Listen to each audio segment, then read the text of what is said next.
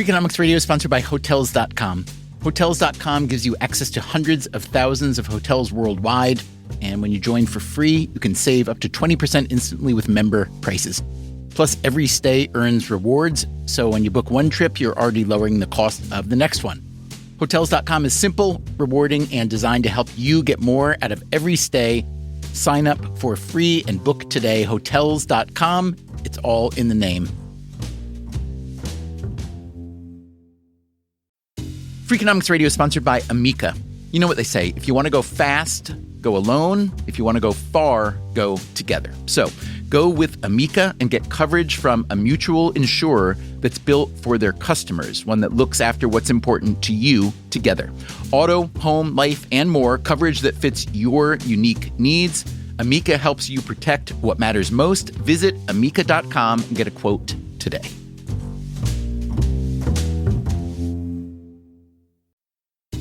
Freakonomics Radio is sponsored by Mint Mobile. Ditch overpriced wireless with Mint Mobile. Cut your wireless bill to $15 a month at mintmobile.com/freak. Upfront payment of $45 for 3 months, $90 for 6 months, or $180 for 12 months. Plan required, $15 per month equivalent. Taxes and fees extra, initial plan term only.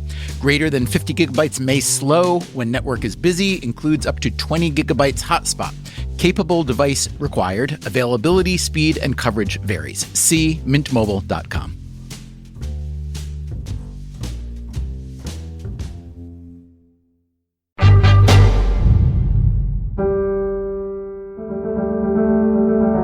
On July 16th, 1945, a team of U.S. scientists based in Los Alamos, New Mexico, conducted what their leader, J. Robert Oppenheimer, had named the Trinity Test. They were detonating a new kind of bomb way out in the desert, a couple hundred miles from the secret lab at Los Alamos where they had created it. The U.S. President, Harry Truman, seemed to fully grasp the magnitude of this moment. It is an atomic bomb. It is a harnessing of the basic power of the universe. Oppenheimer had put together a dream team of experienced physicists, many of them recent refugees from Nazi Germany. Also, playing a minor but important role, was a 24-year-old physicist from Queens, New York, named Richard Feynman. Years later, here is how Feynman described watching the Trinity Test. Okay, time comes, and this tremendous flash, so bright, and I see this purple splotch on the floor of the truck. And I says, that ain't it. That's an after image. So I turn back up and I see this white light changing into yellow and into orange. The clouds form and then they disappear again. And then finally a big ball of orange has started to rise and billow a little bit and get a little bit black around the edges. And then you see it's a big ball of smoke with flashes on the inside of the fire going out, the heat. All this took about 1 minute. Finally, after about a minute and a half, suddenly there's a tremendous noise. Bang! And then rumbles like thunder. And that's what convinced me. Nobody had said a word during this whole minute. We're all just watching quietly. But this sound released everybody because the solidity of the sound at that distance meant that it really worked. The man who was standing next to me said, "What's that?" I said, "That was the bomb."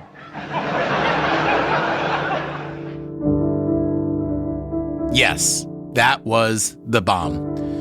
Just a few weeks later, the U.S. dropped one of these new atomic bombs on Japan. President Truman. A short time ago, an American airplane dropped one bomb on Hiroshima and destroyed its usefulness to the enemy.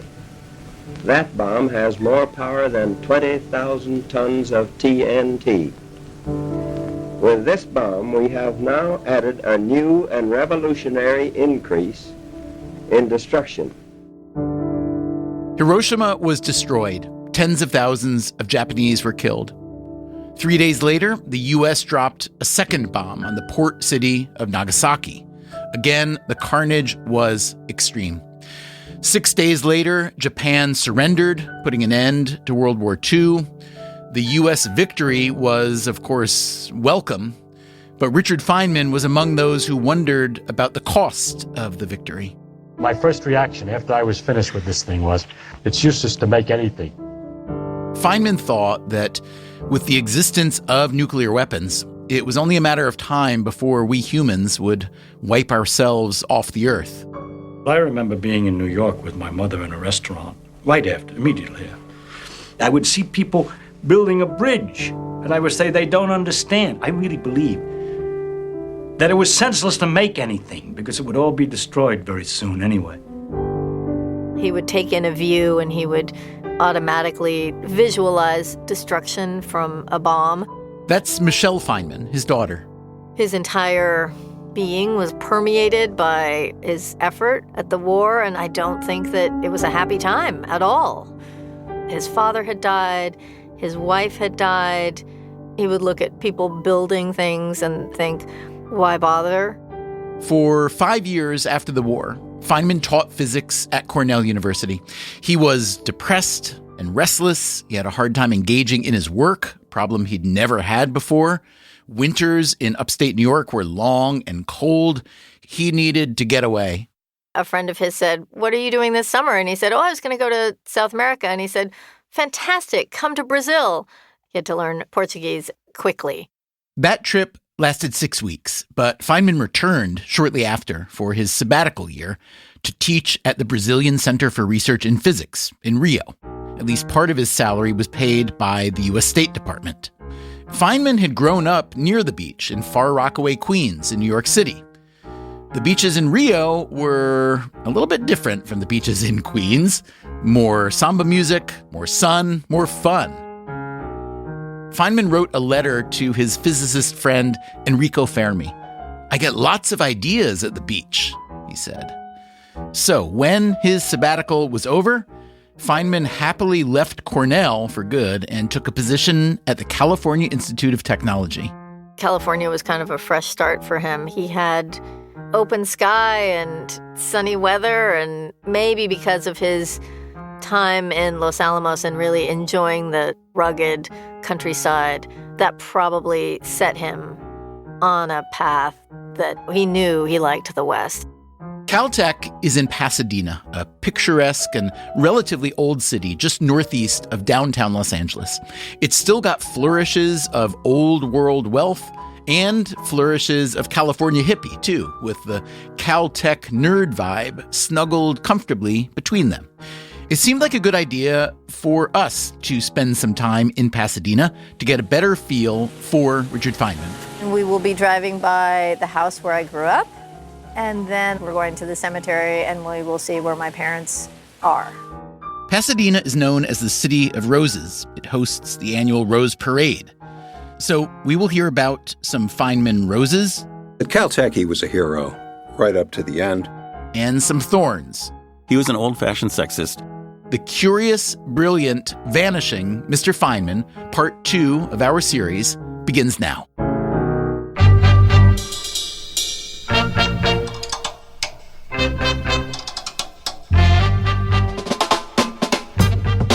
This is Freakonomics Radio, the podcast that explores the hidden side of everything, with your host, Stephen Dubner.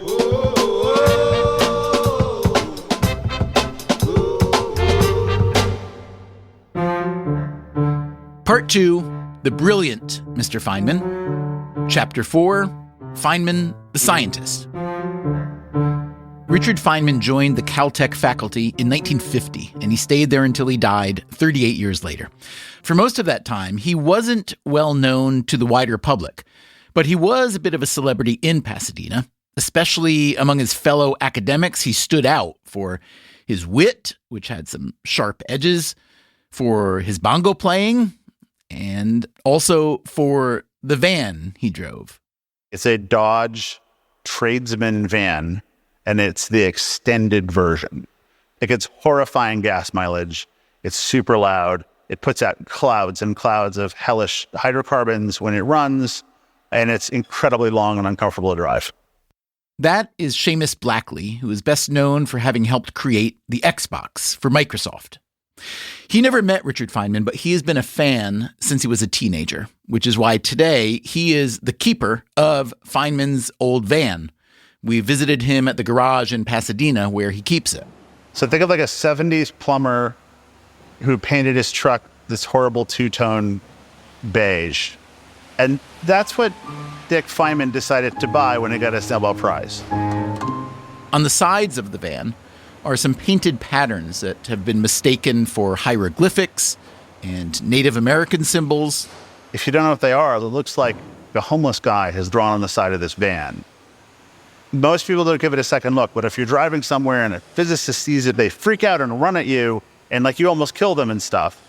So the van was so context is my parents like to camp and not go to a campground, but go to kind of the road less traveled. You know, if you go to like a fork in the road and you see one side is kind of pristine and the other side looks treacherous, we'll go to the treacherous side. And at some point when I think I was in first grade or so, we got this cool van and they got it all set up for camping. My mom was very careful and thoughtful about how things should work out. You know, there was a table that could be removed. The seats would go flat so somebody could sleep there and then my brother could sleep in the back. And then I had a hammock that was in the front and curtains. And so we were good to go. And then funny enough, they had this van decorated in a custom paint job, and they decided to put Feynman diagrams on it. And what is a Feynman diagram? So symbols that my father came up with to express, I don't know, light? I'm not sure. You'd have to talk to a physicist about that. I'm John Preskill. I am the Richard P. Feynman Professor of Theoretical Physics at the California Institute of Technology. So picture this diagram. There are these two lines, both with arrows on them, and then there's a line connecting the two, so it looks like one rung of a ladder, and the line going across is the wiggly line. That's the photon that's being emitted by one particle and absorbed by the other. Now, we could have more photons, so now add another rung to the ladder. Now we've got the one line with an arrow on it, solid line, let's say going up, and now another line with the arrow going down, that's the electron and the positron. Now there are two rungs. There's a wiggly line and then another wiggly line, and that's another Feynman diagram.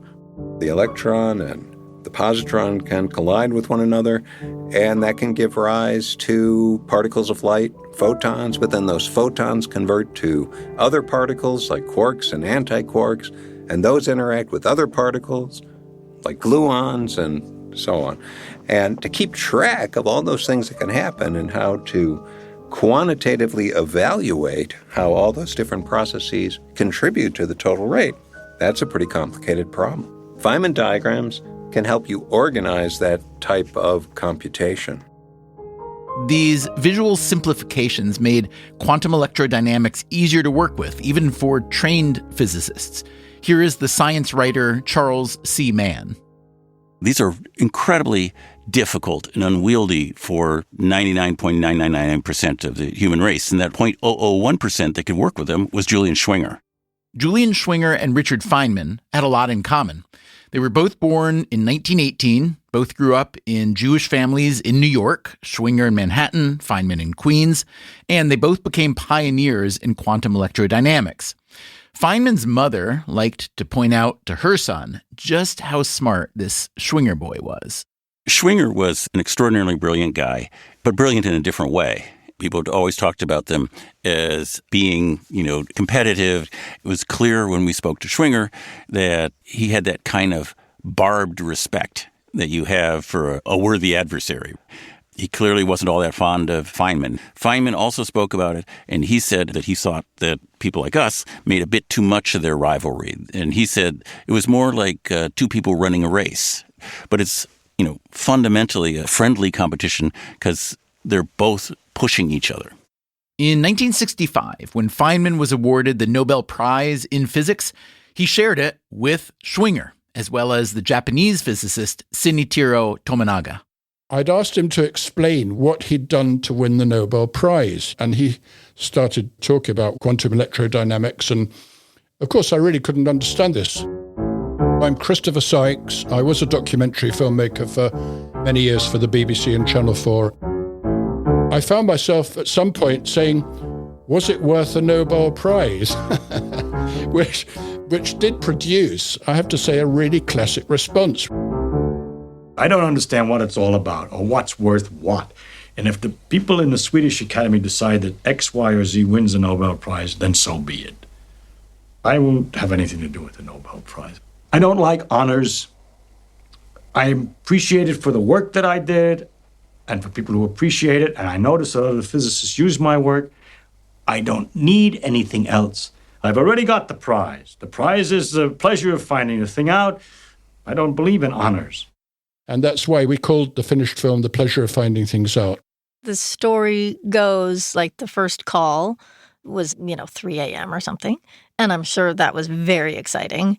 And then I think reality, he put the phone down and then it started ringing with press and so forth. And then I think the reality of, oh, I don't really want all this. Does that come with, Then he said to a reporter, hey, time out. Can we, off the record, can I ask, is it possible for me to, reject this?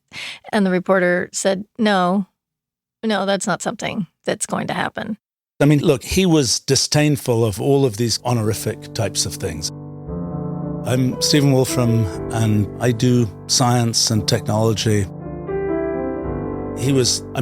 I would probably go further than him and say any field for which there is a prize that's defined is a field that already has had its best days behind it. It's a field that barely has a name that's going to have the most fertile moment. I happened to get one of these MacArthur Awards in the very first batch of those things. Feynman took me aside and said, look, just don't make this mean that you think people have big expectations for you. He was almost like prizes are a damaging thing to people, particularly early in their careers. One of the things that my father taught me beside physics was a disrespect for certain kinds of things. For example, when I was a little boy, in a rotogravure, that's printed pictures in newspapers first came out in the New York Times, and he'd open a picture, and there was a picture of the Pope with everybody bowing in front of him. And he'd say, now look at these humans. Here's one human standing here, and all these others are bowing. Now, what is the difference? This one is the Pope, and those are the ordinary people. He hated the Pope anyway. And he'd say, the difference is epaulets. Of course, not in the case of the Pope. Maybe it was a general. It was always the uniform, the position. This man has the same human problems. He eats dinner like anybody else. He goes to the bathroom. He's a human being. Why are they all bowing to him? Only because of his name and his position, because of his uniform, not because of something he especially did. He, by the way, was in the uniform business, so he knew what the difference was with a man with the uniform off and the uniform on. It's the same man for him. To be clear, Richard Feynman did not refuse or reject his Nobel Prize. He attended the ceremony in Stockholm, and by the looks of the many photographs in the archives at Caltech, he very much enjoyed himself. We visited those archives with his daughter, Michelle. She came across something else that was interesting. So I love this. Everything that he was sort of like, I don't like honors, and can I return this prize? All of that. This is so, it's such a lovely, lovely thank you. This paper she found is her father's Nobel Prize acceptance speech.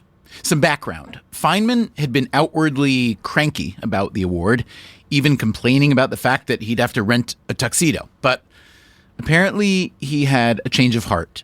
Your Majesty, Your Royal Highnesses, ladies and gentlemen, the work I've done has already been adequately rewarded and recognized. Imagination reaches out repeatedly, trying to achieve some higher level of understanding, until suddenly I found myself momentarily alone before one new corner of nature's pattern of beauty and true majesty revealed. That was my reward. Then, having fashioned tools to make access easier to the new level, I see these tools used by other men straining their imaginations against further mysteries beyond. There are my votes of recognition. Then comes the prize and a deluge of messages from friends, from relatives, from students, from former teachers, from scientific colleagues, from total strangers, formal commendations, silly jokes, parties, presents, a multitude of messages in a multitude of forms. But in each, I saw the same two common elements. I saw in each joy And I saw affection. You see, whatever modesty I may have had has been completely swept away in recent days. The prize was a signal to permit them to express and me to learn about their feelings. Each joy, though transient still, repeated in so many places amounts to a considerable sum of human happiness. And each note of affection released thus one upon another has permitted me to realize a depth of love for my friends and acquaintances which I had never felt so poignantly before. For this, I thank Alfred Nobel and the many who worked so hard to carry out his wishes in this particular way. And so, you Swedish people with your honors and your trumpets and your king, forgive me, for I understand at last such things provide entrance to the heart.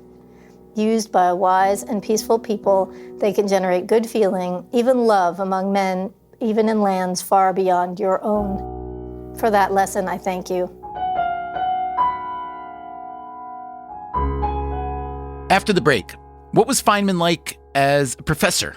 Not in the catalog, no grades. What was it? It was Feynman standing in front of the blackboard saying, "Ask me anything." I'm Stephen Dubner, and this is Freakonomics Radio. We'll be right back.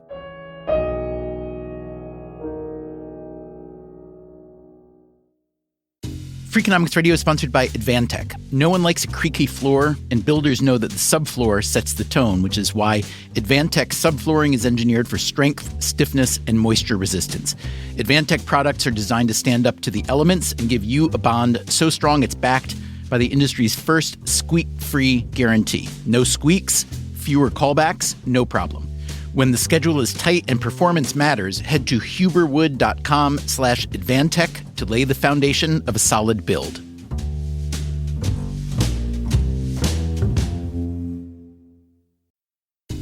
Freakonomics Radio is sponsored by Principal, the perpetual pen tapper, the arbitrary fridge reorganizer, the holiday party planner that starts in May. Principal knows that your star employees have their work quirks. Principal also knows how much those employees mean to your business. You need them. They need benefits.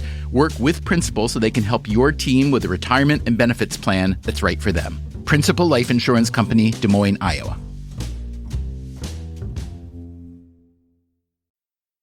Freakonomics Radio is sponsored by PNC Bank. Boring, great word, bad rep. Yet time and time again here at Freakonomics, we find that when something culture-changing happens, boring things like calculations and careful planning are usually behind it. Which begs the question, why not apply it to other aspects of life, like banking, for example? Well, PNC Bank did since its inception, proving time and again that the best banking strategy isn't the exciting type, but the steady, reliable, definitely not YOLO type.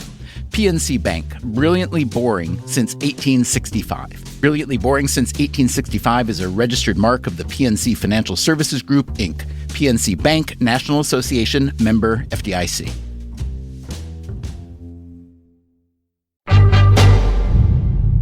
Chapter 5, Feynman the Professor.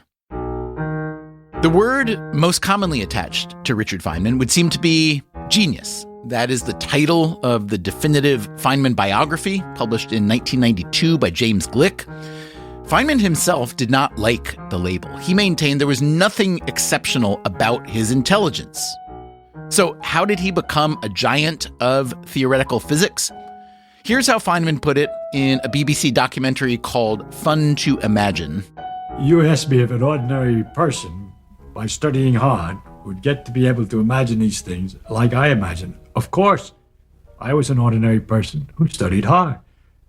There's no talent, a special miracle ability to understand quantum mechanics or a miracle ability to imagine electromagnetic fields that comes without practice and reading and learning and study. You take an ordinary person who's willing to devote a great deal of time and study and work and thinking and mathematics, then he's become a scientist. The physicist John Preskill. Feynman officially taught an undergraduate class at Caltech only for 2 years, and those were captured by some now famous books called The Feynman Lectures on Physics. There are 3 big red books. Feynman worked very hard on that. He thought very deeply about how to organize the material, and they're rather extraordinary. I think I didn't really appreciate them until I was a more senior physicist. When he gave a talk or a lecture, he was kind of mesmerizing and really grabbed your attention. I have the privilege of calling your attention today to what is probably one of the most far-reaching generalizations of the human mind.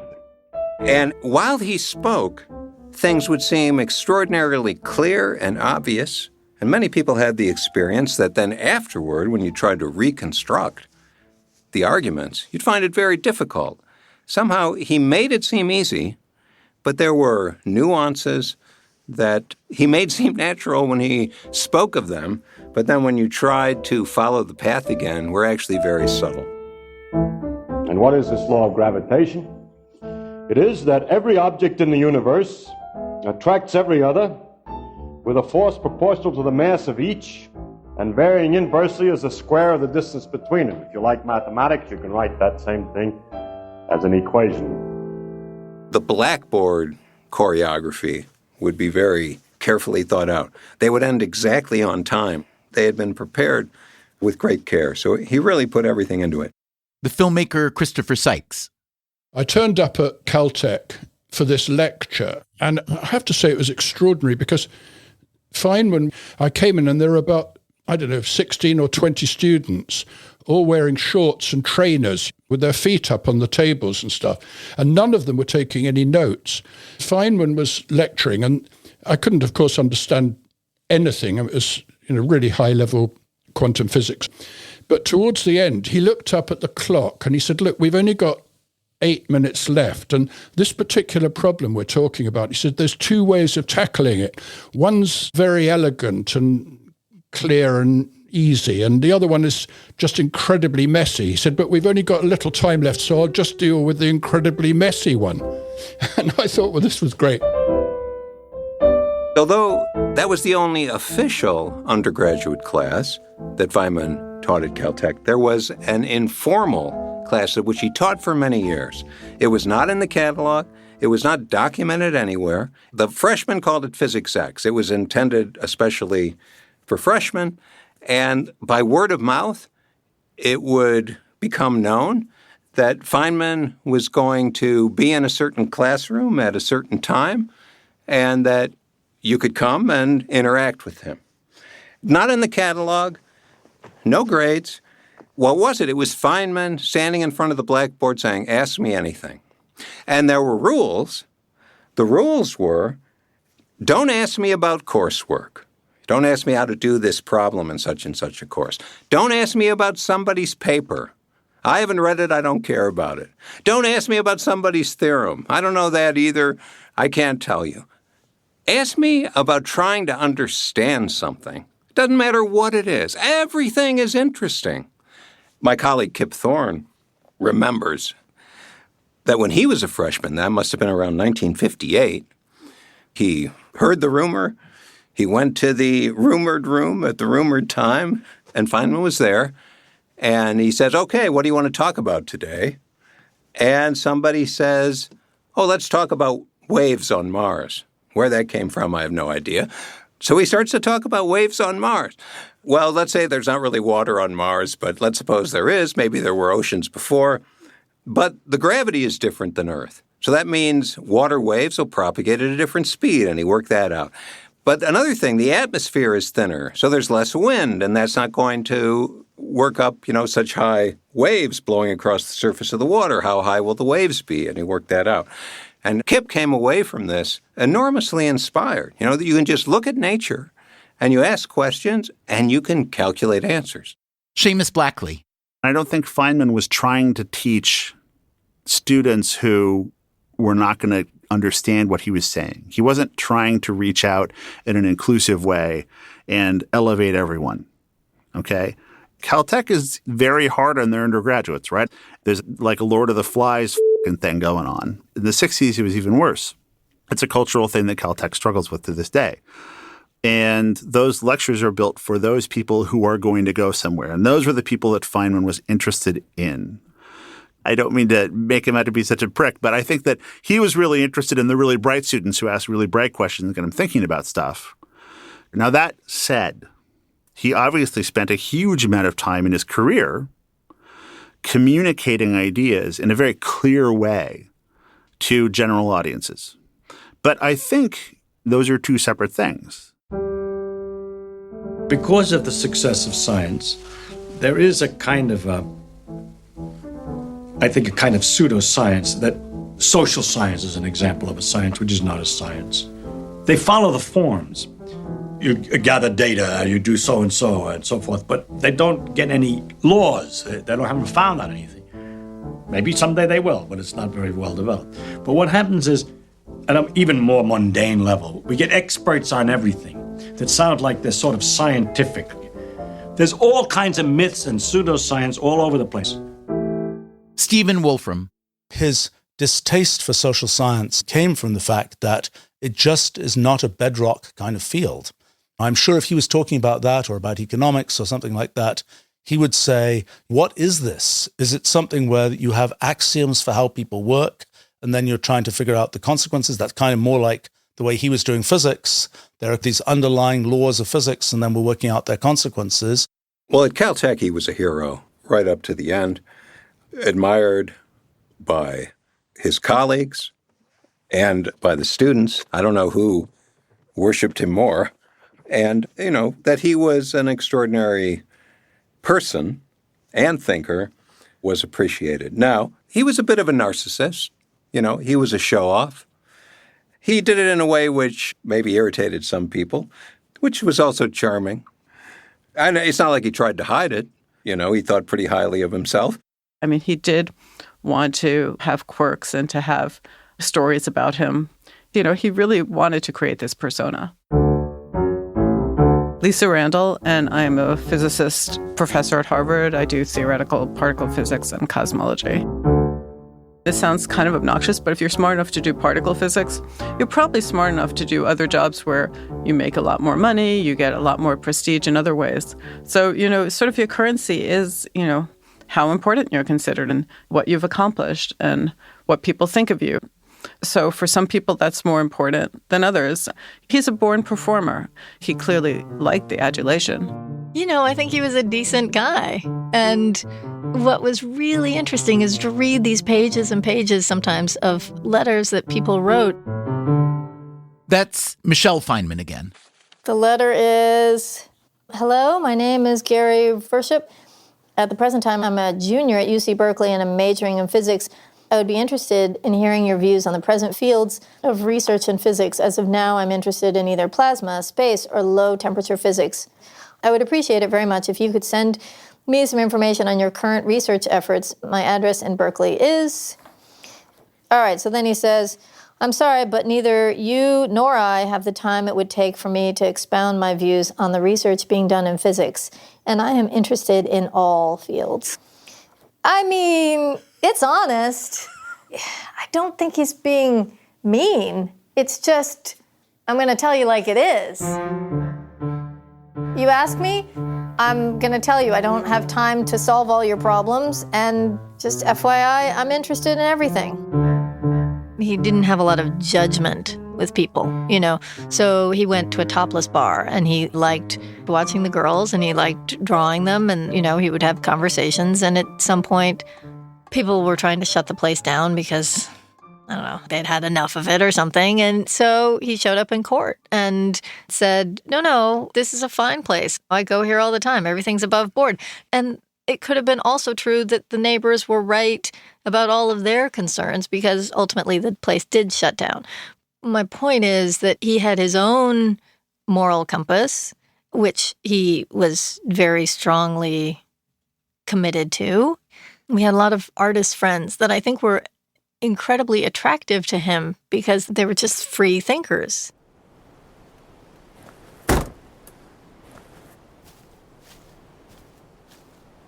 I grew up right here. Richard Feynman would come in and sit right here, and my dad would sit over there. Feynman was an ordinary dude. You meet him, you thought he was like some dude off the street of New York. My name is Alan Zorthian, and I am an architect. My dad was Jarir Zorthian. He was an artist. That was his main profession. He was very good at it. My father met Richard P. Feynman in the mid-50s when Feynman was playing bongos at a party, and my dad needed to make a big splash, so he was dancing around, and they became good friends. The friendship continued until Richard's death in 1988, and they were very close. The Zorthian Ranch is in the hills above Pasadena. The land is steep and scrubby. Looks a lot like where they used to shoot MASH, the old TV show with Alan Alda, which is actually not far away. The ranch itself is a sprawl of farm animals and shaggy dogs, sculptures and mosaics, and buildings quite a bit past their prime. In its heyday, when Jerier Zorthian was holding court, the ranch was known for its bohemian vibes and wild parties. Richard Feynman spent a lot of time up here. He and Zorthian had a special relationship. You know, they would argue. They liked to express their opinions. One of the things they're talking about was you scientists don't appreciate beauty. It's a friendly type argument. It went till very late in the evening, and then he went home and he started thinking about it, and he called my dad up and said, well, look, I think the problem is I don't understand what you do and you don't understand what I do, so why don't we educate each other? And then they started doing this thing, and they were serious. They did it. They decided, I don't remember, every other Sunday, I think it was, Feynman would come up. My dad did the first one. He was going to teach Feynman how to draw because Feynman was interested in art. And so he came up. He said my dad was a good teacher. My dad was good. He was positive and stuff. So he started to learn to draw, and he eventually became very good. And then he tried to teach my dad something about physics, and my dad didn't learn a damn thing. Feynman liked the idea that my dad could get women to pose nude, too. So my dad would send him models and stuff like that. When you read Feynman's own books, you see that he was completely enamored with women. He tells story after story of chasing women in ways that ranged from comic to cruel. In the beginning, he had been madly in love with Arlene, his first wife, but she died from tuberculosis in her 20s, and it's unclear if he ever fully recovered from that. He wrote her a love letter 2 years after she died. I'll bet you are surprised that I don't even have a girlfriend except you, sweetheart, but only you are left to me. My darling wife, I do adore you. I love my wife. My wife is dead. P.S. Please excuse my not mailing this, but I don't know your new address. He did get remarried to Mary Louise Bell, whom he met while teaching at Cornell. They were, by all accounts, a horrible match. The marriage lasted just 4 years. In their divorce, Bell claimed that she was subjected to a variety of cruelties, including violence. For years, Feynman had cultivated a reputation as a womanizer of the worst sort. James Glick, in his book Genius, reports that while he was teaching at Cornell, Feynman slept with undergraduates and the wives of graduate students. Here's Charles Mann. He was an old-fashioned sexist. Every woman that we ever talked to about this would say this. But they would also say things. I know a female physicist who, the way she put it was this. Feynman would do these sexist things like say, would you give me a cup of coffee? you know, these classic sexist tropes. But she said, I never met a person who helped me understand the physics better. She said, ultimately, I'm a physicist, and that's what counts. Yes, this was annoying, incredibly annoying. I wanted to slap him. But when he talked to me about physics, I loved it. Lisa Randall. When I was entering the field, I went out of my way to learn the physics of people and to learn as little about their personality as possible. Because I have to say, many times when I found out about the people, I was disappointed. I just felt like I didn't want to know it. I just wanted to focus on the physics itself. Look, you can try to justify it, but the fact is he was proud enough that it becomes the centerpiece of his book. I do think we give people a free pass for things they do to women in ways that we don't give them a free pass in things that happen to other people. I mean, look, I've been to Caltech recently. I really like being there. It's really fun. But when I took the PSAT, I did very well. And I was sent a pamphlet that said, literally, what's a nice girl like you doing in a place like Caltech? And I thought, wow, that is one place I do not want to go. You know, it's very interesting in this day and age because growing up in the age of the women's movement, a lot of other movements, a lot of it was about not focusing on your identity, being just considered like anyone else. And today's identity politics is very much the opposite. So it's very confusing. Coming up, how much did Richard Feynman come to regret his reputation? Feynman got the obituary from the LA Times. He was able to read his own obituary. I'm Stephen Dubner. This is Freakonomics Radio. We'll be right back.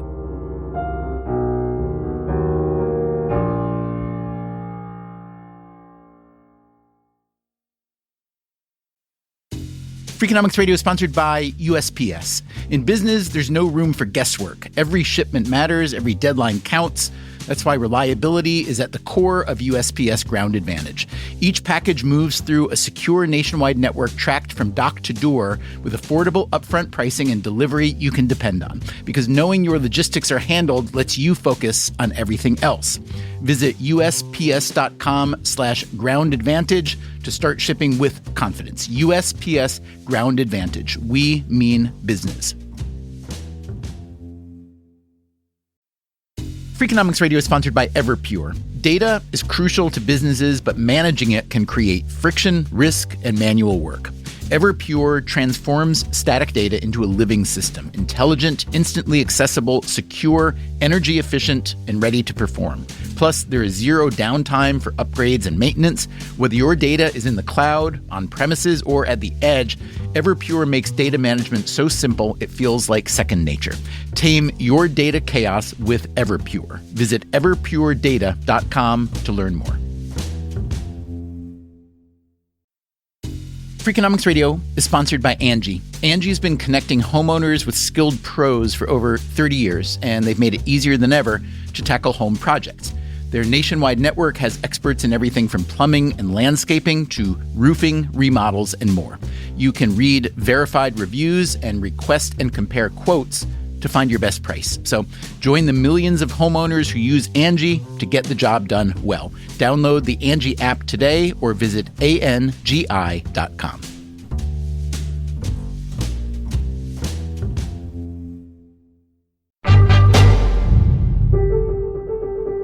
Chapter 6, Feynman, the Parent. Michelle Feynman still lives in Pasadena, not far from the house where she grew up. As a shy 7 or 8 year old, I didn't relish the idea of telling a friend, no, I don't really want to spend the night at your house. And so somehow my dad and I had this conversation and he said, well, I got an idea. We'll have a code. If you say, so-and-so wants to know if I can spend the night, I'll say, no, I'm sorry, not tonight. And then I'll be the bad guy. And if you say, is it all right? Or if I ask with myself as the first, I'm wondering if I can, is it okay if I spend the night? Something like that. Then I'll give you an honest answer and maybe it's yes, maybe it's no. But at least we know where we are. And honestly, he nailed it every single time. We're speaking with Michelle in the garden of the hotel in Pasadena, where the Freakonomics crew is staying. We chose this hotel, the Huntington, because it is where Michelle's parents were married. On September 24th of 1960, Richard Feynman took Gwyneth Howarth to be his third wife. She was from West Yorkshire, England. How did they meet? They met on a beach in Switzerland because she had aspirations to travel the world. And she thought a fun way, she liked children, and a fun way would be to be an au pair and to live in people's houses and take care of their children and see the world. So she went to France and then to Switzerland and met my dad. I think he was there for a conference, and apparently he said, kind of a joke, like, oh, you could come to California and take care of me. And then the next day, he saw her again and said, I'm sorry, that was out of line. And she said, no, I'll come to California. I'd love to. I'd love to come to America. And that sounds great. They rented a house, completely a platonic relationship. He was in the front of the house. She was in the back, I guess. At some point, he realized that he was falling in love with her. And he thought, no, too soon, too fast, too impulsive. So he went to a calendar and he paged forward about 6 months, and he marked the date on the calendar and said, if I still feel the same way on this date, I will ask her to marry me. The Pasadena freeway is right near here, and the story is they hopped on the freeway right after the wedding, and they ran out of gas. I mean, it's a good litmus test for a relationship, you know. How is this gonna work? And to my mom's credit, she just laughed, and okay, I guess this is how it's gonna go. And they were, you know, they were in it. The Feynmans had 2 children, Michelle, whom they adopted in 1968, and Carl, who was born to the couple 6 years earlier. Today, Carl is a computer scientist living near Boston. When I was 17, I didn't get along with my parents great, which was basically the period when I was deciding where to go for college. I wanted to go to one of the schools where they taught AI, and that was MIT, Carnegie Mellon, or Stanford. MIT was my first choice, and MIT was the furthest one away. It was on the other side of the country. So I wanted to get away from my parents and, you know, be an independent, faraway guy, so I moved there. I almost immediately regretted it, being so far away, because my relations with my parents were then improved. But by then I was committed, and by the time I graduated, I had decided that I loved Boston. So I stayed out here. He was a nice man who would tell you how the world worked. We'd go for walks after dinner. We'd go out on the streets or in the nearby golf course. And we'd talk about everything under the sun. He'd tell me wonderful stories about his time at the Manhattan Project. You know, when I was a teenager, he would repair his car a lot. He would always dive right in. He didn't know anything about car repair. So we'd dive right in, and then he'd sit back and look at it with his hand on his chin and theorize. And then dive back in again and, you know, usually make things worse. He did take me to one football game.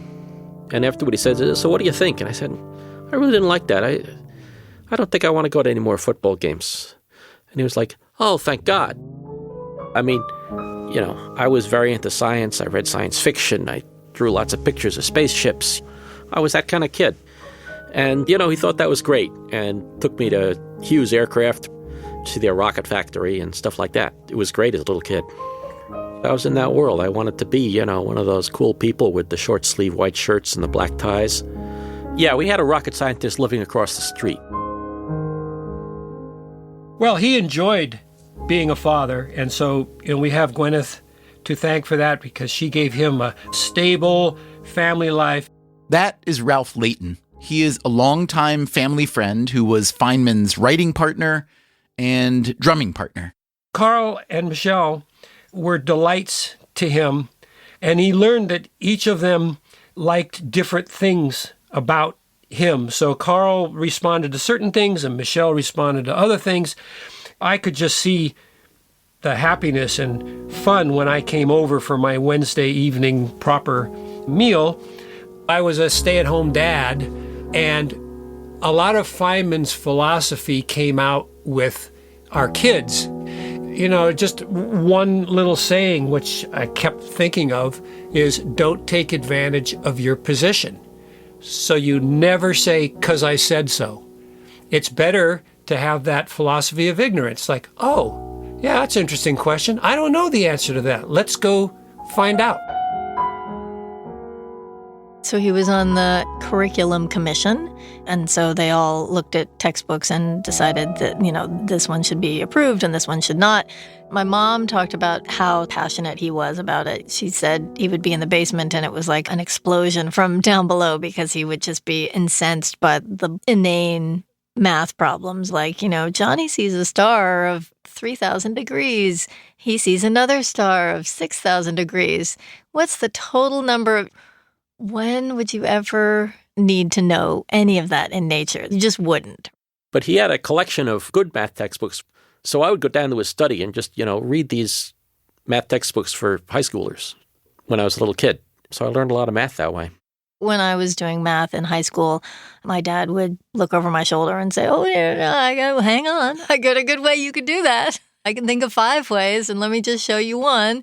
And so I would take it to school and go, check this out. And the teacher did not share my enthusiasm and said, well, no. I mean, yes, you got the right answer, but no, that's not what we're doing here. And so at a certain point, my dad had enough and went to go see the teacher. And I don't think the teacher knew who he was. My dad was really, really trying to play it cool and just be sort of, I'm Michelle's dad. And at some point, the guy said something like, you should try reading a math book. And I can just imagine my dad sort of holding it all in. And then at that point, he just couldn't. He just pulled himself up and said, sir, I have written math books. And then I think the counselor told the teacher who my dad was. And the next day, I was not in that class anymore. He didn't mind being a confused old man. We'd be in a restaurant and he'd look at the menu and get out his glasses and be confused in front of the waiter and take a long time. And now the confused old man will look through the menu. He didn't mind being that. And, at other times, well, he did some pretty impressive stuff. And he wasn't afraid to say, yeah, I did some pretty impressive stuff. When my brother went to MIT, he met a like-minded person, Danny Hillis. Danny and Cheryl Handler were starting a company called Thinking Machines. I worked with him later at Thinking Machines Corporation, and he was clearly very into computation by that point. Very interested, all over it. There are some things that a computer does much better than a human, and you'd better remember that if you kind of compare machines to humans. He felt like physics was kind of tapped out, that he was past the point of making contributions because both he had changed and the field had changed. And so he was more interested in computing. The machine we were building was called a connection machine. It was a very strange computer. And he figured out a way to get it to do cosines and logarithms and other transcendental functions. It was very poor at multiplication, but it was very good at addition and shuffling bits around. And he figured out a way to do transcendental functions without multiplication, just by using the patterns of the bits to do something extremely clever, whose details I no longer remember. In 1978, Feynman was diagnosed with abdominal cancer. For the next decade, he had multiple treatments, including surgeries. It was suggested that his cancer may have been caused by exposure to nuclear radiation at Los Alamos.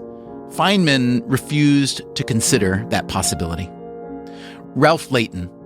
I got a call from the LA Times wondering if he was near death, and I said, well, he's for the moment doing pretty well, but have you written up his obituary already?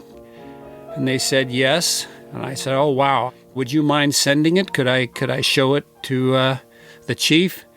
And the guy said, okay, but I'm not changing a word of it. And so Feynman got the obituary from the LA Times. He was able to read his own obituary. You can find it online.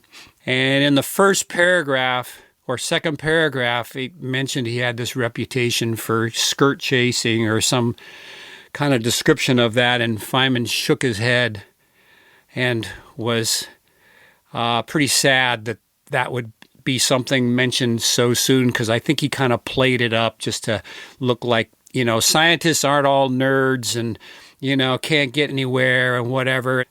I think there was a lot of sort of image making, and then he realized it kind of went too far, but he couldn't change it because the LA Times guy said, my condition is I'm not changing a word. A few months later, in February of 1988, Feynman died with his family close by. Here were his last words. I'd hate to die twice. It's so boring. There was something on a blackboard right after he died. They preserved the blackboard for a while, took pictures, and it said, what I cannot create, I do not understand. He liked to construct things from the ground up. That's basically it. By this time, Gwyneth Feynman was also sick with cancer. So this is Mountain View Cemetery, where my parents bought a plot. They were sick fairly early in my life. They took the whole responsibility of all of that very seriously, and they did their will, and they bought a plot where they liked the surroundings and thought this was a beautiful area.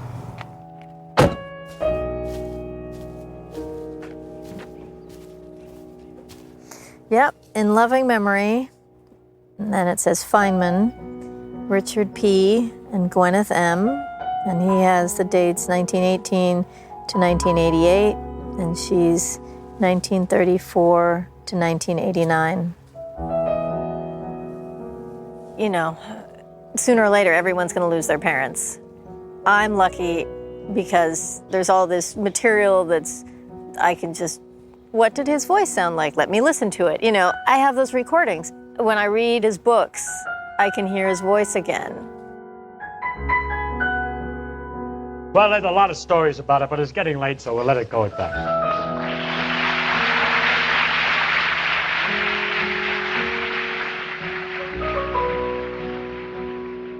Next time on part 3, The Vanishing Mr. Feynman. I said, have you ever tried psilocybin mushrooms? And he said, no. And I asked, would you like to? Feynman quit drinking when he was young, and as much as he was interested in different states of consciousness, he didn't want to do drugs out of fear it would damage his favorite toy, his brain. But when he knew the end was near, he took a trip or two. We'll hear about that, and what would Feynman think about how science works today? One of the sad things that's happened is that the search for truth has become politicized. That's next time on the show. Until then, take care of yourself. And if you can, someone else too. Freakonomics Radio is produced by Stitcher and Renbud Radio. You can find our entire archive on any podcast app or at freakonomics.com, where we also publish transcripts and show notes. We make some other shows too. The Economics of Everyday Things, No Stupid Questions, and People I Mostly Admire. You can get all of them on your favorite podcast app. Just look for the Freakonomics Radio Network. This episode was produced by Zach Lipinski. Special thanks to Richard Ty and Elisa Piccio from the Caltech Archives, to Christopher Sykes and the BBC for the audio from their Feynman documentaries, to the Library and University Archives at the University of California, Santa Barbara for their recording of Feynman's Los Alamos From Below lecture, to the Esalen Institute for audio from Feynman's Tiny Machines talk, and to James Glick, author of the Feynman biography, Genius. Also, big thanks to Nicholas Osorio and Music Mind for all the recording help in Pasadena. Our staff includes Alina Kuhlman, Eleanor Osborne, Elsa Hernandez, Gabriel Roth, Greg Rippin, Jasmine Klinger, Jeremy Johnston, Julie Canfer, Lyric Bowditch, Morgan Levy, Neil Carruth, Rebecca Lee Douglas, Ryan Kelly, and Sarah Lilly. Our theme song is Mr. Fortune by the Hitchhikers. All the other music you've heard today was composed by Luis Guerra. As always, thank you for listening. Oh, that was fun. I haven't talked about Dick Feynman for a long time.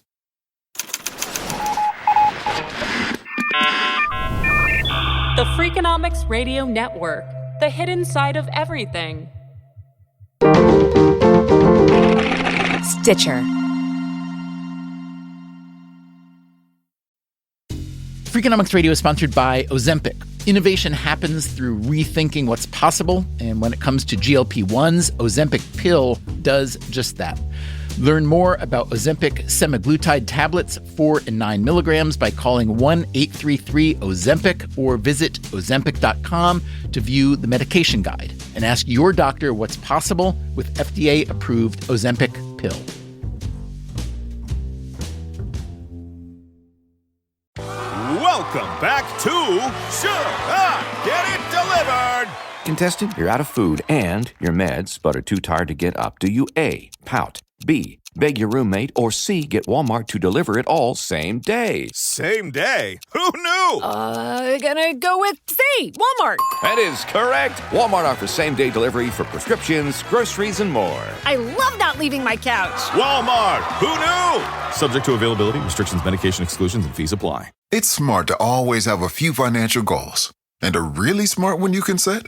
Earning cash back on what you buy every day. And with Discover, you can. Get this. Discover automatically matches all the cash back you've earned at the end of your first year. Seriously, all of it.